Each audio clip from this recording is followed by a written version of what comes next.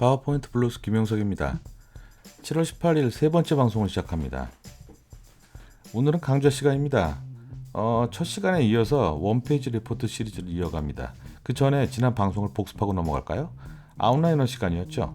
첫 번째, OPR의 두 가지 덕목. OPR은 결국 읽는 사람을 위한 포맷이다. 그래서 스피디하게 핵심을 읽어내도록 작성한 것. 이게 OPR의 두 가지 덕목이라고 하겠습니다. 두 번째, OPR의 구조. OPR은 2차원의 트리 구조로 전개가 됩니다. 전체 구조를 조망하기 좋게 구성되어야 하죠. 세 번째, 우리 OPR의 현 주소. 네, 한마디로 구조가 별로 안 좋습니다. 중요 내용이 하위 레벨에 다 흩뿌려져 있기 때문에 신속한 핵심 파악이 굉장히 어렵습니다. 미괄식 구성이죠. 제가 본 많은 분들의 OPR이 실제로 이랬습니다. 자, 그러면 어떻게 해야 될까요? 네 번째, OPR의 새로운 원칙. 중요 메시지를 상위 레벨로 올리고 증거 및 부연 설명은 하위 레벨로 내려야 한다는 겁니다. 결론, 이유, 증거 순으로 상위에서 하위 레벨로 내리면서 구성하는 거죠. 이상이 지난 시간 방송 요약이었습니다. 자, 오늘은요, 원페이지 레포트 두 번째 시간으로 프로토콜과 프레젠테이션에 대해서 얘기합니다. 제 생각에는요, 객관적으로 최적인 보고서 모양은 없는 것 같습니다. 여러분들이 아무리 제대로 작성해서 올려도요, 읽는 사람은 다르게 보기 때문에 그렇죠.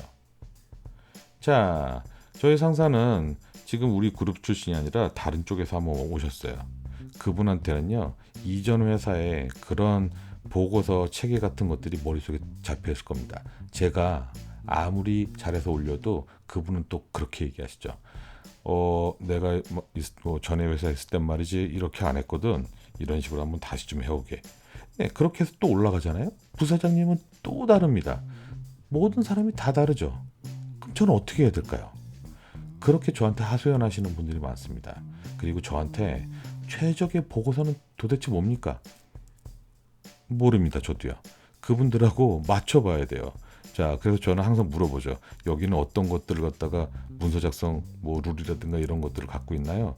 위에 있는 분은 어떤 분이세요? 어떤 걸 좋아하세요? 그런 것들을 보고서 거기에 조금씩 맞춰줍니다. 물론 저도 저만의 최적화된 보고서 양식 같은 것들이 있습니다만은 처음부터 그게 어디나 다 통하지 않죠. 보통 조직 내에서 가지고 있는 문서 작성의 룰, 제가 봤을 때는 거의 다 형식적인 부분에 그치고 있습니다.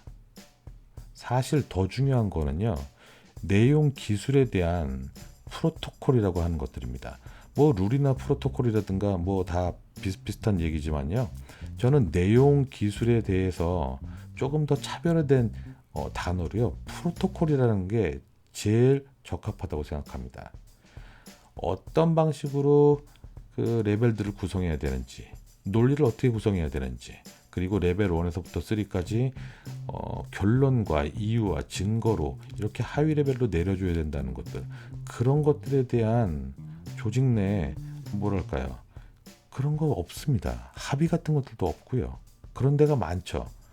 문서를 읽고 쓰고 하는 모두가, 그러니까 상사라든가 아니면은 부하 직원이 모두 다 조직 내에서 똑같은 프로토콜을 가지고 있어야지 그때부터 효율이 좋아집니다. 서로 다른 기준을 가지고 있으면 안 되죠. 그래서 제가 강의할 때마다 항상 강조합니다. 이게 오늘의 첫 번째이자 전체로 봤을 땐 5번째 팁이 되겠는데요. 조직 내 OPR 운영의 핵심, 내용 기술에 대한 내용 기술 방식에 대한 프로토콜 제정과 전파가 가장 시급하다는 겁니다. OPR을 전사적으로 채택한 그런 조직이라고 할지라도요, 거기에 대한 프로토콜이 있어야지 진짜죠. 조 선생님, 근데 저희 프로토콜이라는 걸 어떻게 제정해야 되죠? 네, 제가 샘플로 하나 가지고 나왔습니다. 이걸 쓰셔도 좋고요, 아니면 이걸 변형하셔도 좋습니다. 자, 시작해 볼까요? 먼저 제목부터 보시죠. 제목과 부제요. 이렇게 올레드 공장 증설 검토 보고, 굉장히 딱딱하고 구체적인 내용 같은 것들은 알 수가 없죠. 이걸 알기 위해서는 아래로 내려가야 되는 거죠. 자, 제목부터 구체적으로 써봅시다. 이렇게요. 올레드 설비 원라인을 청도 공장에다가 증설하자. 아, 그리고 부제도 있네요. 17년 공급량 부족 대응에서 공장 증설 규모와 위치, 경제성 분석. 네, 부제도 있습니다. 제목은 구체적으로 압축하고요. 그리고 부제는 선택사항입니다. 안 하셔도 되지만은 다루게 될 이슈들을 적어서 범위를 알리는 그런 용도로 쓰시기 바랍니다. 자, 그러면 레벨 1으로 한번 넘어가 볼까요? 보통 우리의 레벨 1이 이렇죠. 필요성, 아니면 배경 및 목적. 자, 이 타이틀만 봐서는요, 그 안에 어떤 내용이 들어있는지 모릅니다. 그래서 아래로 내려가게 되죠. 이거를 가장 중심적인 내용, 핵심적인 내용을 맨 위로 올리는 겁니다. 이렇게요. 올레드 설비 증설이 필요하다. 왜? 소요가 500만 대인데 생산량이 467만 대로 공급 부족이 발생하거든. 아하, 그렇구나. 이런 식이죠. 단락 번호는 저는 알파벳을 굉장히 선호합니다. 숫자는 내용 중에 등장할 중요한 메시지, 가장 중요한 메시지에다가 양보를 하려고 하는 거죠. 자, 단순한 명칭이 아니라 단락의 결론이 나옵니다. 그리고 땡땡 하고 뒤에 이어지는 문장은요, 단락 결론에 Y에 해당되는, 이유에 해당되는 겁니다. 단락의 요약이죠. 중요한 숫자도 등장합니다. 선생님, 그러면 그 중요한 숫자는 아래는 안 나오는 겁니까? 아니요, 아래 또 나옵니다. 이건 요약이라니까요. 그럼 중복될 텐데, 네, 중복돼도 상관없습니다, 여러분. 자, 레벨 2로 내려가 볼까요? 자, 올레드 설비 증설 필요가 레벨 1이었습니다. 왜 그렇지? 소요하고 생산 능력이 이렇기 때문에. 그런데 소요가 어떻다는 거야? 자, 이걸 조금 더 레벨 2를 구체적으로 적어보죠. 어떤 소요? 증가하는 소요. 어떤 생산 능력? 한계에 다다른 생산 능력. 이렇게요. 결국은 이 레벨 2는요, 레벨 1에 대한 이유가 됩니다. 첫 번째, 증가하는 소요 때문이다. 두 번째, 한계에 다다른 생산 능력 때문이다. 이렇게 구체적인 판단과 현상, 그리고 플러스 해당 명칭을 하는 거죠. 어떠어떠한 생산 능력, 어떠어떠한 무슨 명칭, 이런 식으로 말이죠. 자, 그러면 레벨 3로 한번 내려가 볼까요? 네, 중기 소요에 대한 증설 규모, 이게 레벨 2였고요. 레벨 3는요, 증설 규모에 대한 얘기가 나오겠네요. 증설 후 생산 캐파는 587만 대로 140만 대 증가하여 620만 대가 된 메케니컬 캐파의 96% 가동. 이게 무슨 얘기지? 좀 다르게 써봐. 증설 후 메커니컬 캐파는 140만 대 증가한 620만 대면, 가만히 있어. 여기서 제일 중요한 게 뭐야? 네, 제일 중요한 거는요, 587만 대라는 숫자, 생산 캐파입니다. 그러면 이런 식으로 쓰는 게 낫겠죠. 가장 중요한, 문장에서 가장 중요한 것들을요, 키워드를 주어로 하는 겁니다. 그리고 그 나머지는 설명이 되는 거죠. 키워드, 그리고 상세 설명, 그 상세 설명에 대한 증거 자료, 주요 지표가 되겠죠. 가로 열고 보조 지표, 부연 설명, 이런 식으로 나가는 겁니다. 어떻습니까? 이게 제가 만들어 본 그 저만의 OPR 표준 프로토콜인데요.